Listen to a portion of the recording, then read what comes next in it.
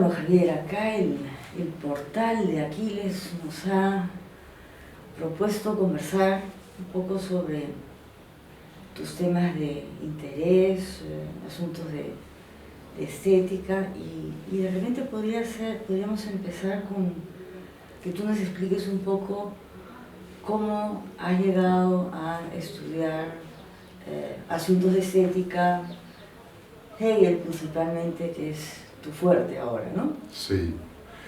Bueno, en realidad lo del interés por la estética fue una inquietud que yo tuve desde que estaba en los estudios de filosofía. Cuando estaba estudiando, en esa época yo me interesé mucho por Heidegger, y en Heidegger el arte ocupa un papel muy importante en las preguntas fundamentales de la filosofía.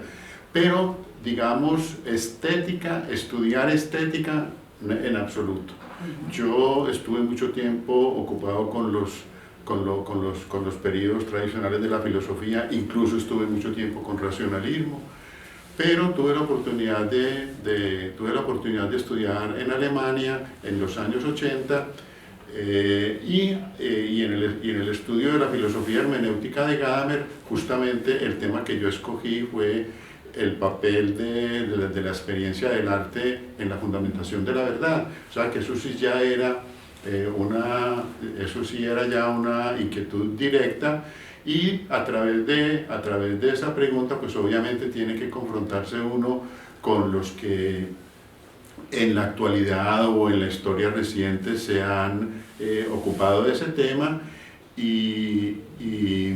y así fue como yo me enruté por la estética.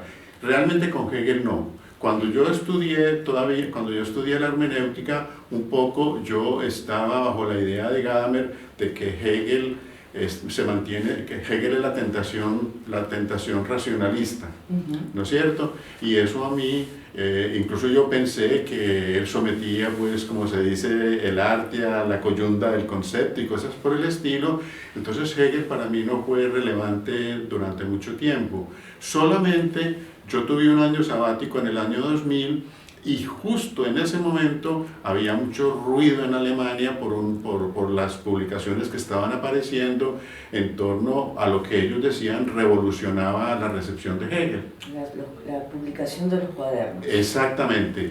Fue el trabajo del equipo de la profesora Annemarie Gettmann-Siever, que es una cosa que venía ya desde antes con Otto Pögeler. Y comenzaron esas publicaciones, y a mí me interesó conocerlas. Realmente para mí eso fue una sacudida intelectual.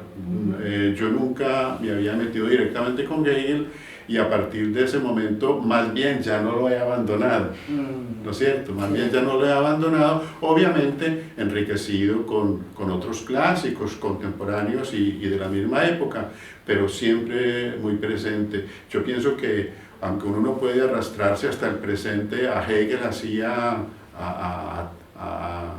la fuerza, su pensamiento es muy poderoso, y me parece que la situación en el arte contemporáneo tiene de parte de la filosofía de Hegel una buena preparación para uno no desconcertarse tanto.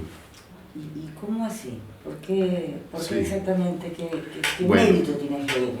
Bueno, en primer lugar, porque Hegel, pues su filosofía es de las primeras décadas del siglo XIX, sus lecciones son de los años del año 20 al año 29, o sea que el siglo XVIII, que es el siglo de la estética, estaba todavía muy cercano, y sin embargo él ya en ese momento, Hegel participa de toda esa atmósfera del romanticismo, aunque él no es romántico.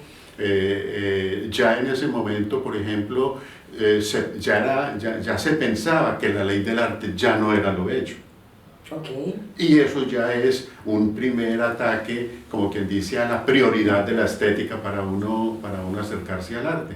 Por ejemplo, Hegel tiene ya maneras de hablar de las ya no más bellas artes, que fueron términos que hicieron carrera apenas en el siglo XX, pero él ya llegó a usarlas. Claro, o sea, con esta ley de la belleza, ¿no es cierto? Te refieres a un gran paradigma, un gran interés en la reflexión filosófica sobre el arte desde Platón y que en la ilustración, digamos, se articula en la formulación de las artes bellas y en la, bueno, la estética de Kant, ¿no es cierto? Sí, sí. Yo pienso que la vinculación fuerte de arte y belleza es del siglo XVIII, porque a pesar de que ya en el Renacimiento comienzan esas personalidades artísticas tan fuertes, la belleza todavía se piensa muy platónicamente, todavía subsiste una metafísica de la belleza. En cambio es el siglo XVIII, a partir de los ingleses, que ya comienza a hablar del sentimiento de la belleza, ¿no es cierto? Y así es como nosotros la conocemos, así es como nosotros la conocemos, y esa asociación con el sentimiento de placer, con el comportamiento contemplativo respecto a las obras de arte, eso es típico siglo XVIII. Claro. Hegel ya un poco rompió con eso. Él pensaba que era muy poco confrontarse uno con las obras de arte si solamente le respondía sensualmente. Él pensaba que en el arte también habían, en las obras de arte también estaban, como quien dice, realizados ideas y pensamientos, e incluso pensaba que el mejor arte siempre era así. ¿Sí? Ahora, supongo también que esta, digamos, relación que es estrecha, que pone a Hegel entre arte y pensamiento, ¿no? Aun cuando haya diferencias para él claras, ¿no? Está el famoso dictum que no se sabe muy bien si es de Hegel, si es la encarnación sensible, ¿no es cierto?, de un contenido espiritual. Él llega a emplear la expresión. Aunque Annemarie Gettmann-Ciffer dice que es dudoso, ¿no? O sea, sí, pero bueno, es un poco... Yo supongo que esta fascinación que tiene Hegel por la manera como el arte se plasma en un tiempo, la manera como el arte es una forma, una expresión muy repetida, cómo es la manera, en el arte está la manera como los pueblos se conocen a sí mismos. Yo supongo que eso también será un motivo, una razón importante para el trabajo que has hecho con la organización de esos seminarios, ¿no? En la Universidad de Antioquia, pero entiendo también con otras instituciones, ¿no? Que son seminarios de teoría y crítica de arte, ¿no es cierto? Teoría e historia del arte. Teoría e historia del arte, sí, ¿no? Mira, Katia, Hegel no desempeñaba ahí mayor papel. Pero en tu caso sí... No, yo tuve intervenciones en esos seminarios muy ajenas a Hegel. No me refiero a las contribuciones en concreto, me refiero a por qué razón se organizan seminarios sobre teoría e historia del arte. Sí, eso sí fue muy interesante. En realidad, a principios de los años 90, el Instituto de Filosofía fue el primer instituto en la Universidad de Antioquia que abrió un doctorado en filosofía.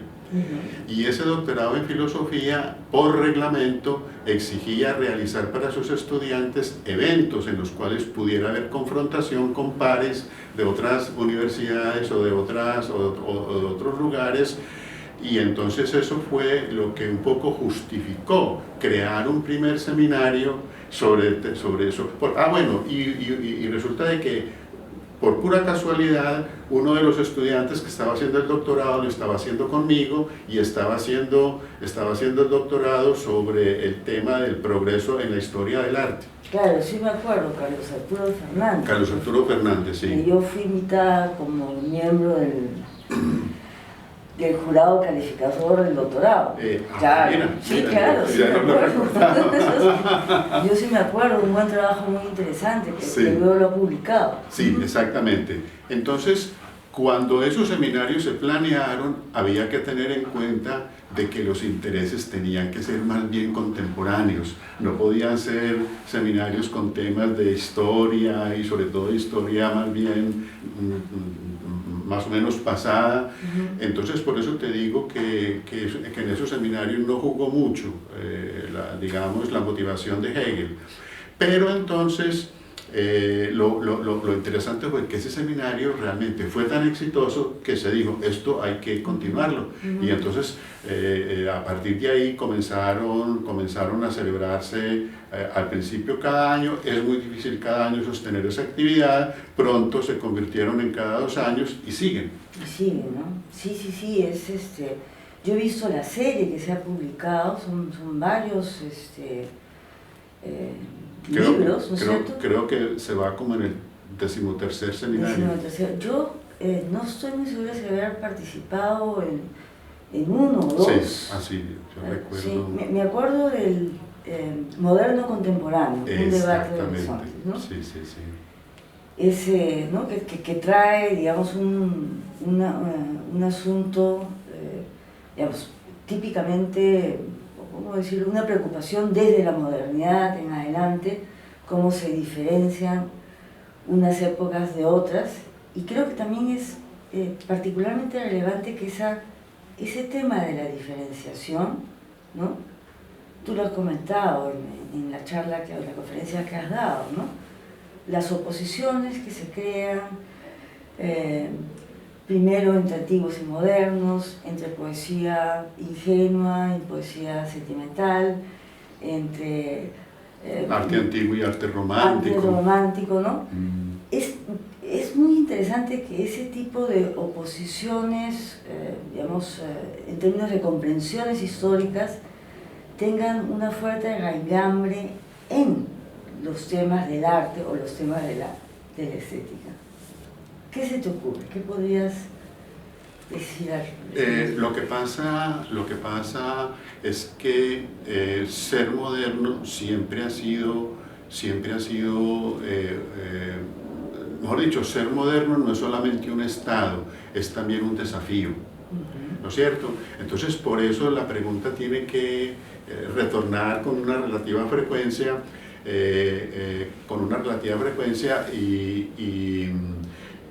y particularmente el arte siempre quiere ser actual, ¿no es cierto? Particularmente el arte quiere estar con el tiempo, ¿no es cierto? Entonces eso propicia que ese tipo de preocupaciones surjan. En esa época que hicimos moderno contemporáneo, un poco era para ir a contrapelo de los posmodernos.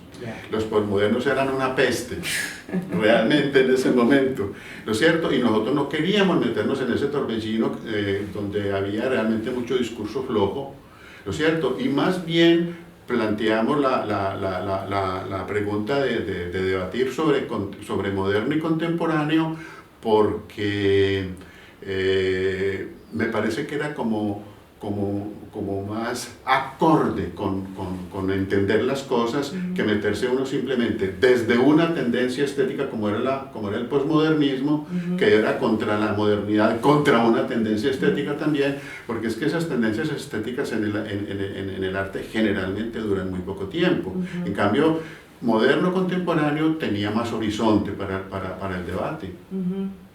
Ahora, pero tratando de ser un poquito más incisivo con la idea de, tú dices, el arte trata de ser actual, pero claro, ¿trata de ser actual de manera muy consciente o tú dirías que ese es un fenómeno básicamente moderno? Trata de ser actual y de repente hay que poner otro rasgo al tratar de ser actual, por lo menos en la lógica de la modernidad, quiere diferenciarse de un arte anterior. Sí, una de las características del arte moderno frente al arte premoderno es que al artista le dicen, usted es un creador. Antes al artista le decían, imite. No, pero además, ¿no es cierto? Claro, pero además tenía una condición de artesano muy nítida, ¿no es cierto? Pero cuando al artista le dicen, usted como creador no puede, usted como creador tiene que hacer aportes nuevos, aportes inéditos, ¿no es cierto? Eso lo obliga, en caso de que vuelva al pasado, a tratarlo de una manera actual, o a